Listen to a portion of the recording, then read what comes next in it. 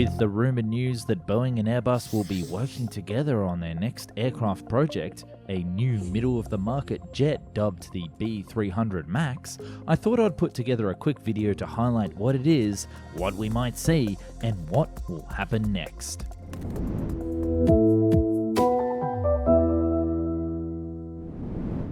Now, this isn't the first time that Boeing and Airbus have discussed joint projects, and before I jump into today's news, I want to give some background. Our story actually starts in the 1980s when Airbus was looking to enter the US market.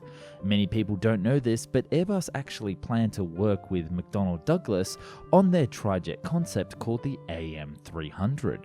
The AM300 would have had the wing of the A330 combined with the fuselage of the Mcdonnell Douglas MD-11.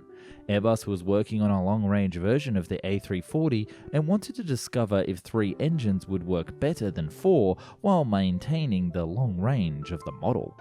Unfortunately, the deal fell through when McDonnell Douglas picked up more orders for the MD-11 and MD-80 in the 1988, pushing them to go their own way to the market. Flash forward to the mid-90s and Boeing and Airbus were once again collaborating on a super transport project, one that was a double-decker and would be classed as the aircraft of the future.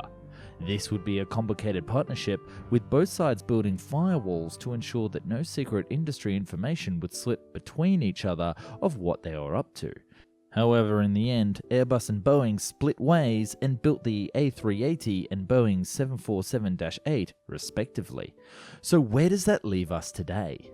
With the coronavirus downturning the world aviation economy and air travel demand at a new low, it seems right for Boeing and Airbus to revisit old plans and split the shrinking market between them, and to prevent new players like Comac or perhaps a new aircraft from Anadotov. But what will their first jet look like? Let's explore. The plane will have the body of the Boeing 787, but with the cockpit of the A350. Its internal cubic squares make it capable of taking 250 passengers 5,000 nautical miles. Its steel construction and lack of carbon fiber will make it cheaper for airlines and make it a perfect medium-haul carrier. However, a secret Airbus source told me on MSN Messenger that they also have the option to make this plane with titanium, having double decks and with a capacity to make it fly supersonic at Mach 3.0, which is twice the speed of the Concorde. Construction will be built jointly at Boeing's South Carolina plant and Airbus's Tianjin factory, with Flybe set to be the launch customer. And if you have made it this far into the video today without realizing what the day is, April Fools. Haha. Well done. I thought I'd put together a little prank for you guys, and I'm sure someone right now is writing in the comments saying how wrong I am and how incorrect I am and that they are unsubscribing, never to return. But I'll let them get red-faced when we correct them in the comments down below. And for those who are actually wondering, Airbus and Boeing have actually flirted working together over the years, and they actually got really close during the design of the Airbus A380.